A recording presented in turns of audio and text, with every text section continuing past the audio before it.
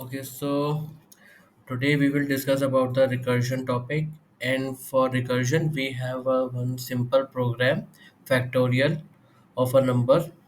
Okay, so what happens in recursion? One method will call itself again and again.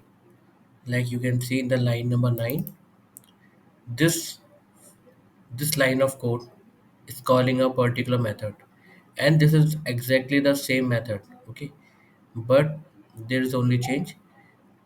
In each recursion call, we are decrementing the value of n. Okay, we will see how the recursion will work in case of factorial of a program. Okay, let's suppose we have to find the factorial of 5. Okay, now we have defined the basic structure, this line and this line of our function. Okay, in the first line of code we will check if n is equals to 0, or n is equals to 1.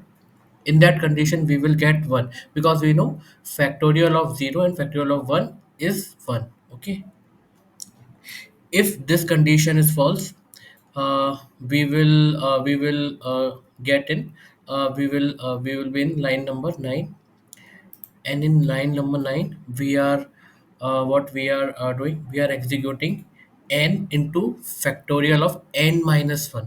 That means we are calling this function again, but with one decremented value. So here 4 will come. Okay, factorial of 4 will be calculated. Yes, it is not equals to 0, it is not equals to 1. Again we will put 4 into now factorial of 3. Okay, now factorial of 3 will be calculated. This condition will again false. 3 into factorial of 2. This condition again false.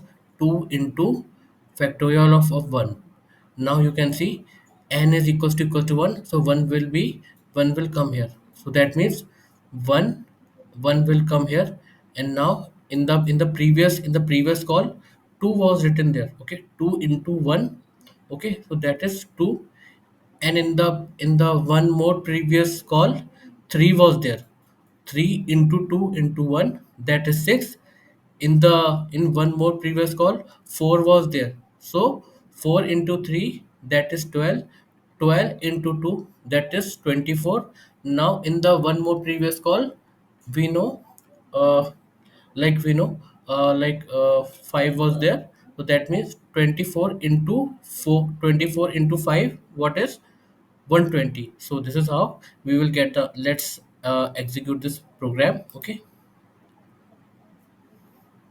okay, yeah, you can see we got this answer. Okay, so yeah.